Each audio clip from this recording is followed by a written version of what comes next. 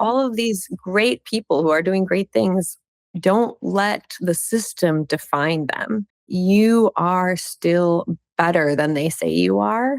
And it's really just coming to terms with that and coming back to yourself and realizing like you are strong, you are capable, and that is most likely the reason that you are targeted, not because you're weak, not because you're deficient, not because you didn't know what you were doing. It's because you were better than everyone else. And they hate that. Welcome to Skin Deep. I'm Dr. Anna Chacon, and today we have a very special guest joining us. Get ready for some expert insights you won't want to miss. If you can just introduce yourself, please. Yeah, I'm Brittany Busse. I am a physician. I have worked in telehealth since 2016. I worked for a startup company back in 2016, developing really like continuity of care for telehealth, mostly in the occupational health and workers' comp space. And then I transitioned into launching my own company in 2021, which is a company that helps physicians find alternative revenue streams for their businesses. So we primarily do a lot of remote patient monitoring and chronic care management. And then starting last year, I launched a physician independent cooperative, which helps physicians with independent practices save money on things like malpractice insurance and other forms of insurance coming soon in the next year, and just helps us network with each other and find other physicians launching practices and doing amazing things. So we're all just kind of coming together so that we can really change healthcare. I do follow you a lot on LinkedIn, and you have, a lot to say on different matters. I'm also in telehealth as well. Where did you grow up? Kind of tell us the trajectory into becoming the physician that you are today, residency and all that as well. So I grew up in Wisconsin, so cheese state, and my mom is a nurse. So we had a lot of like medical textbooks and stuff around the house, and I was very interested in them. She's actually a psychiatric nurse by training. So I really found psych books really fascinating. I loved how the mind works and doesn't work. Sometimes it was really just such an interesting area for me. And I got really interested in helping people kind of navigate that space, addiction, depression, things of that nature. So then I was accepted into medical school at the University of Wisconsin School of Medicine and Public Health, where I did my training. And when I did my clinical rotations, I found that I didn't really love psychiatry as much as I thought I was going to. Like a lot of medicine, it seemed like we were just kind of throwing drugs at the problem and seeing what sticks rather than trying to like really look at the root cause, like talk to people about their trauma, talk to people about, what happened to them and how they got here. And we just didn't have time, right? Like psychiatry, much like internal medicine, is like 15-minute appointments, maybe 30 minutes if you're lucky, and a lot of medication adjustment. And I just did not find that fulfilling at all in practice. And so when I did my surgical rotation, I got a lot of gratification from like patient comes in with a hernia, patient leaves with no hernia. And I was like, okay, well, like here's a problem. And then you fix the problem and then the patient goes home. So I was really excited about that. So I applied and got into surgical residency at UC Davis here in Sacramento. And I was in that residency training program for 4 years. And I was actually in a research year after my third year when I was diagnosed with bilateral retinal detachment. So I had emergency surgery. And after that, during my recovery, I just encountered a lot of discrimination and resistance from my program. And I just didn't feel the drive to continue. Like I had dealt with sexual harassment and other kinds of discriminatory behavior in the program. And I just couldn't see myself going back, and I had to look at everything around me and say, like, do I continue down this path or do I make a choice for something else for myself? And not really knowing what that something else was going to be, right? Like if you walk out of your residency, you're not board certified in anything. You can't just go get another job, even though you have an MD and you're a doctor. So there's a lot of uncertainty there. So I had to make that decision. I was able to get a job in urgent care.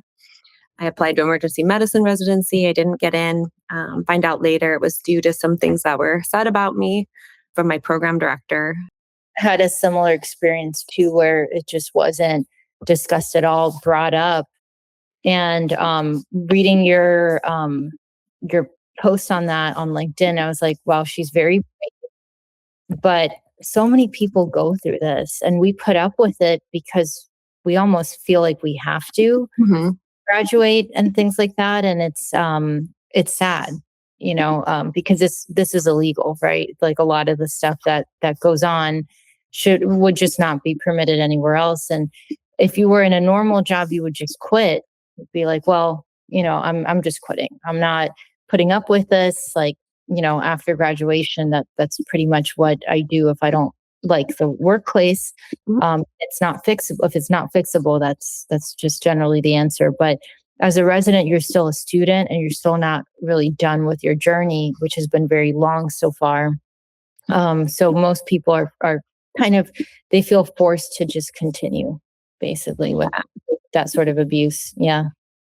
Yeah, and I've actually gotten, as you mentioned, the posts, like I'm pretty open about this stuff. I'm not really fearing retribution, although, they could come after me, I guess, for disparaging their program. But I think a lot of people who go there, like even former attendings, people have reached out to me and they're like, we know what happened to you. Like everybody knows what happened to you. And it was disgusting and it was terrible. And it happened. Everybody let it happen. And so it's like, there's enough people who saw what happened. So I don't feel like that would be an issue, right? But there's always that part of you, like, is it me? Am I the one who's messed up?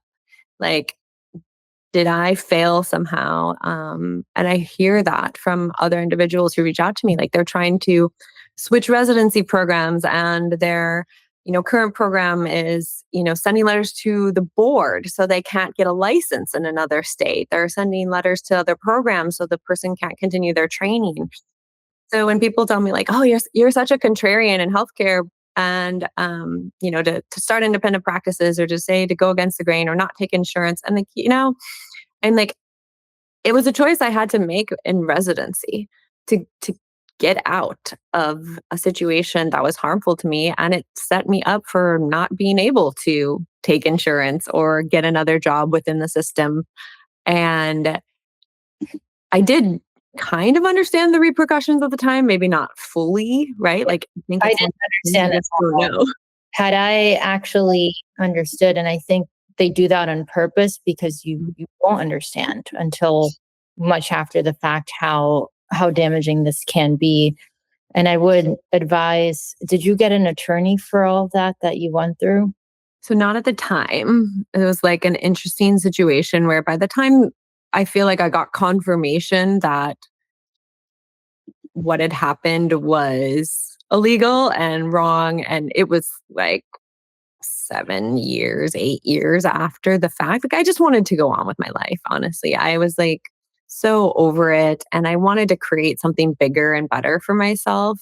And I did, So I think by the time someone reached out to me, I was kind of at the point where they connected me. They're like, my friend's a lawyer and you need to talk to him. And his response was like, sorry, this happened 8 years ago. You're kind of outside of the statute of limitations. And there's probably no record or evidence of anything that happened anyway, aside from people willing to talk about it. If there were people willing to talk about it. So and I think like in my situation, we were outside of the purview. If there's any lawyers listening and they feel like they want to pursue this, I think mostly I've at this point volunteered to stand up for anyone else this is happening to, right? And so if people reach out to me and they want to know, I say, act quickly. Let's get you connected with somebody who can help you. Because the sooner you act, the better. Again, like for me, it was more about just feeling empowered to no longer let their narrative control my life, right? Like it was finding out that you have all these things that you could totally feel shame about and you could not put yourself out there and think that all of these terrible things were actually wrong with you and that they were right and you're damaged, you're broken. right? And no one else should work with you or accept you. And you shouldn't be a leader because, like, who would want to be led by a person like you? All of those things stop us from acting, right? They stop us from going out there. The narratives that they tell us when we want to start private practices, that we're greedy and we don't know what we're doing. And, like, what we're saying is somehow damaging to patient care. And, like, all of the things that I hear from doctors, and things that I heard myself when it comes to running a private practice, it's hurting us and it's holding us back. Yeah, I had like and I'm also emotionally scarred, and I didn't realize how damaging the repercussions were going to be. And I want to say, I do have attorneys now. I think it's a must to have one. The more you have to risk, the more you need help like that. And now I've just kind of learned it's better to extinguish these things early versus later. You know what I mean? Before they kind of snowball. And yes, I've had things occur to me, and I wish I could make them go away, but it's kind of too late for that now. Mm. And at one point, people didn't even think I would just make it. Like, I remember I was just a couple years from graduating, and I'm a dermatologist now. I have my own practice. I think I'm the only one in my residency class with their own practice. Actually, nobody else has their own practice. Everyone is, I think, an employee somewhere else.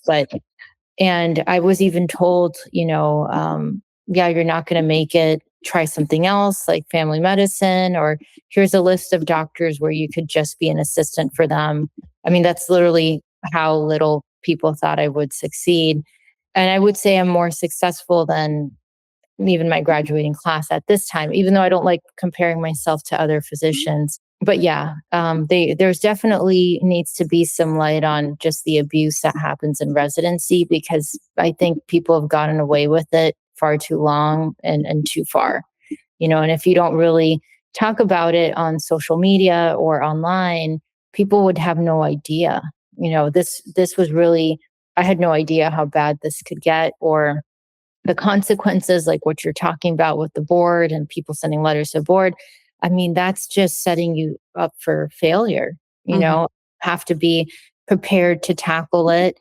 And they also have unlimited resources as well, because they'll Mhm. use attorneys from whatever program or whatever hospital that's a nonprofit that doesn't pay any taxes. And you have to actually spend money from your pocket, and you're already at a disadvantage from that. But yeah, it sounds like you've been very successful regardless. Have you had a lot of doctors reach out to you about their residency experiences just from your place? Yeah, I think there's been quite a few. And, like you said, the hard thing about being a resident is that when people do start coming after you, you don't have resources, right? Like, our residents are so underpaid. They barely have enough to live off of, let alone hire an attorney Yeah. to protect themselves from these types of abuses and allegations. There are programs unionizing, but even to that extent, I mean, you probably had a similar experience in that there was a lot of discrimination from other residents within my program. And so it's like, if you're the odd one out, and I've heard this from residents too, is that typically every year in a lot of these programs, they just pick somebody to target. Yeah. And there's nothing you can do about it. Like, they're going to target you. They put the sign on your back from the moment you got there. And they're going to do everything they can to drive you out of the program. And, it's crazy to me that someone would say that, especially like to you or to me, when you're already in a highly competitive program. Like, Or when you have like a year left. I mean, I've been studying to be a physician probably since I was one. I even have a photo of myself in scrubs. It doesn't start in medical school. You started in college at least. A lot of us started in high school doing programs and classes. So it's been kind of a lifelong journey that someone wants to squash at the very end mhm, for nothing but, like in your case, subjective reasons, because obviously you didn't detach your own retina. That's not physically possible. But and there's very little support, I think, for physicians that go through health issues. I'm mhm, surprised at how little support, whether it's in residency or jobs. I've been certainly been through some, and that's why I'm actually partially self-employed, well, fully self-employed. is because, if I need to take a day off, I just take it.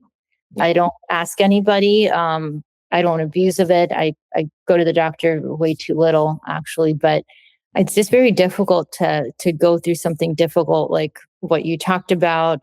I can't imagine childbirth or anything that's just more extended in time, dealing with it in residency as well. Yeah, and I've heard this from people who've had cancer, right? And they're going through cancer treatment and their residency program is Mhm. threatening to cut them. And you're like, wait, I have cancer and you're gonna like cut me from residency. So I mean, I was particularly appalled last week. There was Mhm. post circulating on X from a physician who is also a senator in North Carolina or a congressman. And he was saying that physicians don't want to practice medicine anymore. So if you're in medical school, and he pulled some statistic that was blown out of proportion from an article that basically sampled international students, like a very small proportion of students in medical school internationally, not just in the US. And he came up with a metric that 40% of students will not go into clinical medicine. And he made the assertion that if we don't practice medicine for at least, I think he said like 15 years following graduation from medical school, that we should owe the federal government money back for the money they spend educating us. And I said, first of all, I think I'm about $300,000 in debt still to this day, 15 years post graduation to the government. Like, so I'm not sure where this refund is coming from, but like to make that assertion that physicians who don't go into clinical practice are somehow like defective or ripping off patients or greedy. And he said there should be a better screening process to find people who actually care about other people. And I was just absolutely appalled and disgusted. And so were like hundreds of other physicians who were just like going mad about this post for a variety of reasons, right? Like, who ever thought like that we'd have to defend ourselves? Like, we're good people who care about others, who want to help people. And yet we're being demonized in the press and the media by a variety of different sources, whether it's Make America Healthy Again, to senators calling us out, and people, just in the media saying, like, well, it's the greedy doctor's fault. And at the end of the day, like, I feel completely attacked by that kind of stuff. Like, it's absolutely not the doctor's fault that we're in this whole quagmire of disgusting and poor health outcomes. I would say, looking back, what I would do differently is I would have gotten an attorney, and because these things are very important. And I think with physicians, as opposed to other professions, is you can have things happen in your career that follow you for life. And they can have far-reaching effects, like the what you're talking about with insurance, credentialing, getting a job at a hospital, your license, board certification, all these other things that you just really have no idea. And these people know that, but very little of that at the time, and they just really take advantage. And people can be mean and pick on a resident and things like that. You know, the weak one or the nice one in residency, or the one that's least likely to fight back. But I've kind of learned that you kind of have to fight back early, and just really not put up with it, as much as possible. But who would have, like you said, the resources in residency to do that? Nobody does. At least in my residency program, I remember I even asked if I could work somewhere else for additional pay. Then I, very innocently brought the proposal to my program director, and she just flat out ignored it. Yeah. You basically were not allowed to have another job. You're just not, and it really sets you up for not being able to earn your potential or reach your full earning potential. And you can't work anywhere else. So then you're kind of at a disadvantage when you have to pay thousands of dollars of attorney fees, because you probably can't do that in that stage.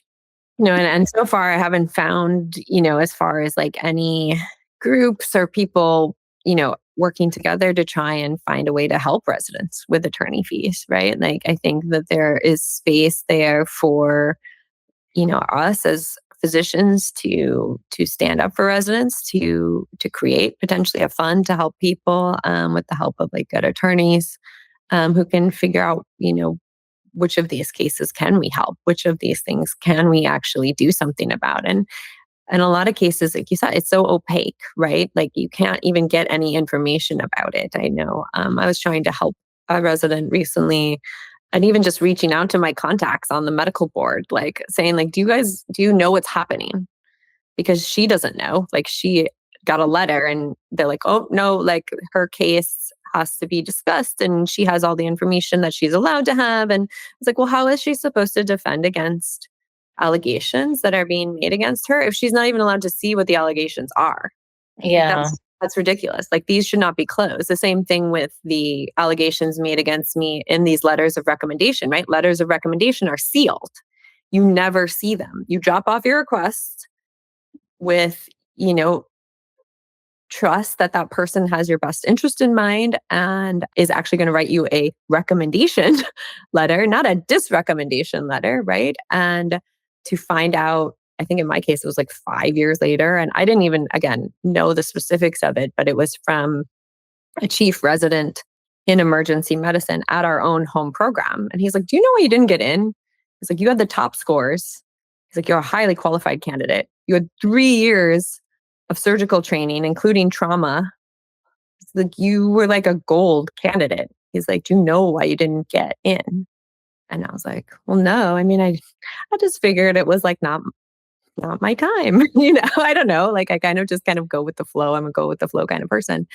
And he's like, no. He was like, they basically wrote a letter about you that made it sound like if any program took you, they would be taking on like extensive liability and a dangerous candidate and somebody who could harm people. And I was like, what? Like, that is so insane to me that like someone would make those kind of claims. Again, like you said, that damages the rest of my career. Like I could have gone on to not been able to get any job, to not be able to pay off my huge amount of debt that I took on, like undergraduate and medical school, to have basically like thrown away my 20s with Yeah.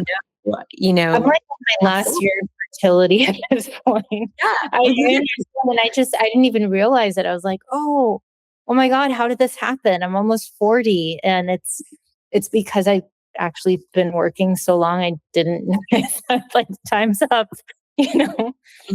Yeah, that's pretty sad. I would ask for, I mean, if you can get the copy of it. And yeah, once you threaten litigation, unfortunately, and my dad, he's very much against this. He talked to people because they're people, and unfortunately, there's certain people you just can't talk to. They don't know what diplomacy is or how to be a normal person. In the case of your retina, how to respond to like a normal human health issue that we're trained to respond to many times for other people, but that can also happen to us. And once you threaten them, and unfortunately, I hate doing that, it's very expensive, but a lot of times problems go away. It's just kind of been used as a tool, and it's expensive to do that. And then, of course, at this stage, I've just felt like I've sacrificed so much for my career that I'm not even just okay with that. The next time it happens, I'll actually be filing a lawsuit.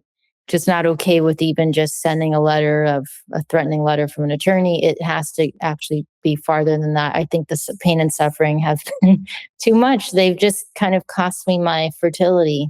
No, I completely understand that, and I think people can take action at that point, like listening to you and what happened to me. Like I said, in my case, it was too late because I didn't know. And honestly, like my own inner voice would have been like, oh, just move on, just forget about it. Just don't bother with it. Like hold your head high and do the self-work and the self-care, you know what I mean? And just like ignore the haters when like this is so much bigger than that. And I think that if people can learn anything, like I said, from what happened to me, it's like act soon and act right away. no matter the cost or consequences, the long-term cost to you is going to be much, much greater, financial costs, alone of that. And the other, thing I want to tell people is that so if you are in my position and it is past the time, but you feel like you're still carrying around like that pain and like that resentment and stuff like that, that doesn't have to be your story, right? For the rest of your life.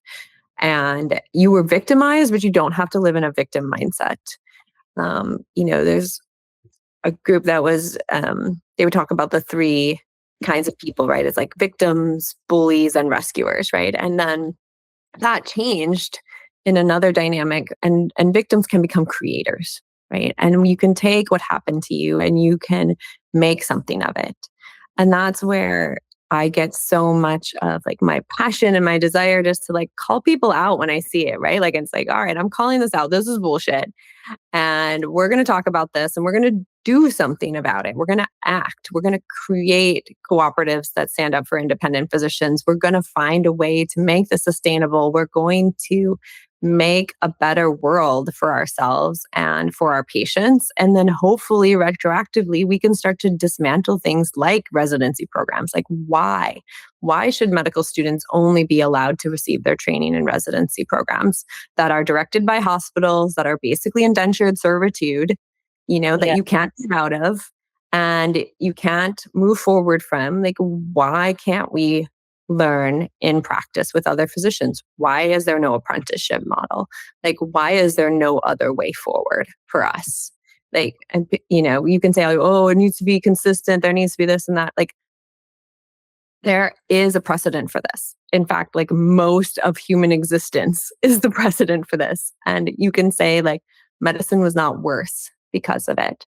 So not only can we take on the abuse and residency as it is right now by like speaking out and talking to people and creating more accountability in existing residency programs, I think we need to create alternatives because right now they have a monopoly on training and they They know do. it and they They have do. no incentive to do better. Well, it's just one sided, and like you, I had actually very good scores. And, I don't know why I had such a hard time. I think, I was pretty naive and didn't know a lot about life and the repercussions and all of that. But, there was also a lot of racism and sexism Mm, and residency. We had a chief resident that he kept yelling. I mean, he yelled so loud that the wall shook. mm, Uh, and he had already been reported, but his brother was a professor, and he had done this actually year before I even got there. And I was like, wow, this is and, I said something about it and there was pretty much immediate retaliation. Actually, it wasn't just me, it was another resident who was actually fired for saying this.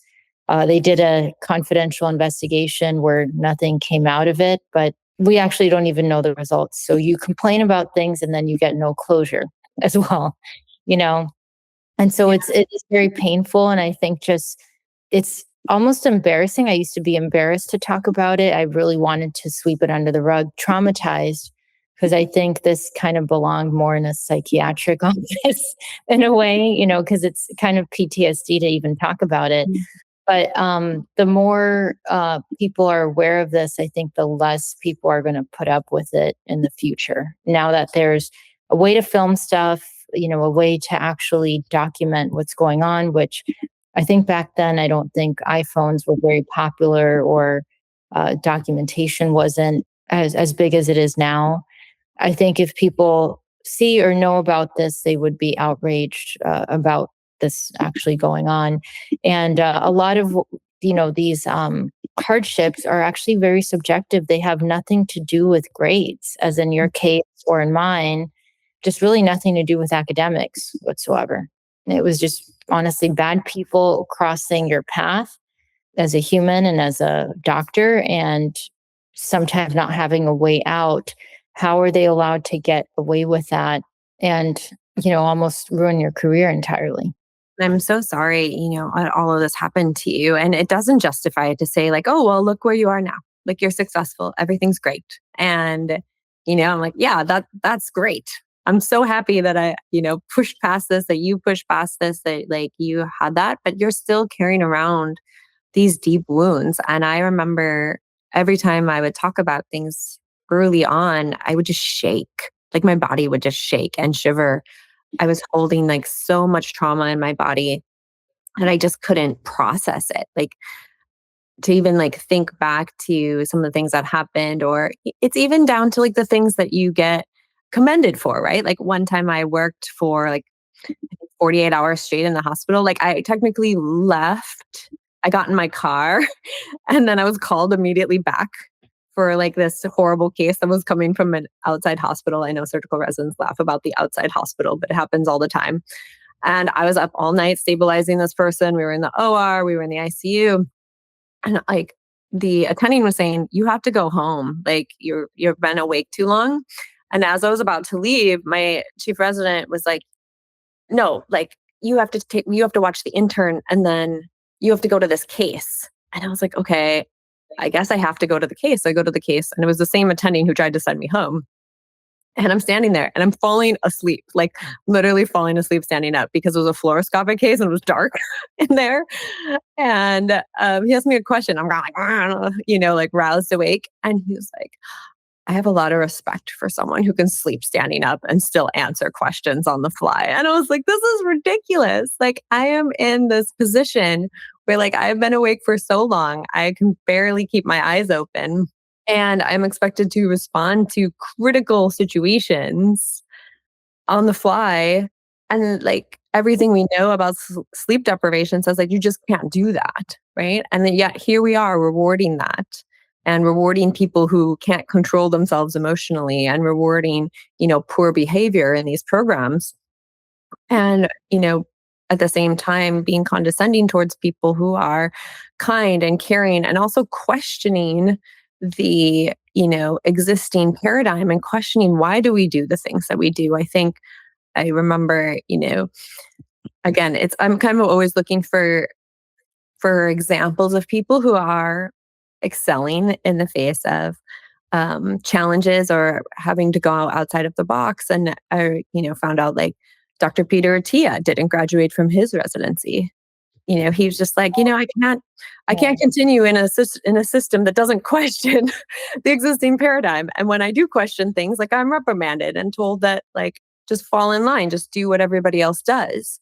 And I'm just not equipped to deal with that. Like, so he left residency to go, work at McKinsey.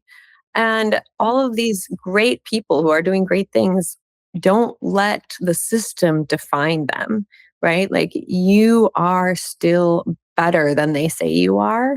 And it's really just coming to terms with that and coming back to yourself and realizing like you are strong, you are capable, and that is most likely the reason that you are targeted, not because you're weak, not because you're deficient, not because you didn't know what you were doing. It's because you were better than everyone else. And they hate that. Yeah, I know. And you also talked about on LinkedIn, because I love LinkedIn, the telehealth space kind of pivoting a little bit. And I believe, just correct me if I'm wrong, but it was an instance you had when you were working with a company. And was it, they said that the doctor had something abandonment or something like Yeah. patients. What exactly was that, if you don't Well, mind I me asking? think it's interesting to me because doctors, including myself, right? Like here I am out there telling people like start your own practice. Like you can do it. Be physician led, do everything that you can do within your own power. And Mhm. yet I still fell victim to the, MSO or practice management paradigm where I am part of the medical group and we need this medical services organization in order to coordinate things and purchase things on our behalf and take in money and do all the things. And we should have a mutually beneficial relationship with that. Like it should be like a symbiosis. Instead, you come to find out that these MSOs are taking everything and they're representing themselves as the entity of healing, as the one who's in the space taking care of people, and they actually own the patient relationships. And you're thinking, wait, what? Like, that's not okay. Like, how did they come to own these patient relationships? It's like, well, they own the documentation portal. They just kicked us all out of it when we said we didn't want their terms anymore, right? Like, they were greatly undervaluing us. They weren't fulfilling their end of the contract, and they were withholding payments to the physician group. And when that contract came into question, and we tried over months to renegotiate the contract with them, and the deadline came, and we said, if there's no new contract, then this is done. Like, we can't have a relationship anymore. And as soon as we said it was done, it was like, boom, like we were kicked out of our email, of any kind of contact that we could have with the patients. And we were sent letters saying that, like, if we did reach out to the patients, then we would be like in violation of like a non-compete, and we'd be in violation of the non-solicitation agreements and like all of this stuff. And like, frankly, their lawyer is stupid and our lawyer is way better than theirs. So again, have a good lawyer, because like the way that the things were written, like they have no grounds to stand on. So at the end of the day, like we're able to just move forward. And again, like shame on me for thinking that we could operate in a business arrangement with somebody who obviously only has their best interests in mind and not the best interests of the patients the way that the doctors do. Because if they understood like this and they had the best interests of the patients in mind, they would have allowed for continuity of care. They would have come to the bargaining table. Instead, they just went out and found some other doctor on whatever message board and was like, hey, this guy's our new medical director. He's going to take care of all of your patients. And there's no transition of care. Like there's no communication aside from the medical record. And, it was like, well, good luck to you. You guys don't own these relationships. We do. Like it was a shock to me, honestly, that could happen. And I was angry. And then the part like resentful, like, right? Resentment comes from a sense of powerlessness in the situation, of lack of communication, of knowing somebody is overstepping a boundary and hurting you, but just having absolutely no power to change this current situation. But at the end of the day, it's like, okay, I let that all go because I do have the power over one thing, and I have the power over my ability to continue to practice medicine in a way that's fulfilling to me, that values me. I can continue to work with my same medical partners. Like all of the doctors are staying together, all the nurses. We value ourselves and we value our own expertise and our experience, and we can validate each other. And that is a beautiful thing, right? And then to know that I wasn't alone. Like, we kind of all fell into this together, and we're all going to go through and come out the other side together. And so that's something that I think it is invaluable for physicians to see other doctors having private practices, to know what's possible, to know where these pitfalls can happen when you make any kinds of contracts. And again, to have a lawyer look over contracts and make sure that the language is in your benefit and that you are able to move forward when something does happen. Because, like, again, like you see this all the time, again, like non-competes, non-solicitation, all of that stuff that's in contracts. And we signed them thinking like, well, I really want to believe these best parts, and I'm just going to kind of ignore the parts that I don't like so much. And I'm just going to sign this and hope everything works out for the best. And like me, at least in my gut, it's like, oh, this is not going to work out for the best. like, and so it's all about like, trust your gut, trust your lawyer, and don't sign anything unless a lawyer reads it first. And they always try to stick something weird in these contracts too. That's just unfavorable. And how do you get paired with these telehealth companies? And do you think this whole MSO relationship is kind of destroying medicine? There's so many, it's kind of like skirting the principles of medicine and just, people finding figureheads to just lead companies, and they're not really aware of anything that's going on, and then having somebody else make all the business decisions. I think, again, it comes down to the messages that people feed us, right? Like we look at these organizations as, like I said, quote, medical services. So it's like, oh, I'm just a doctor. I can't do marketing.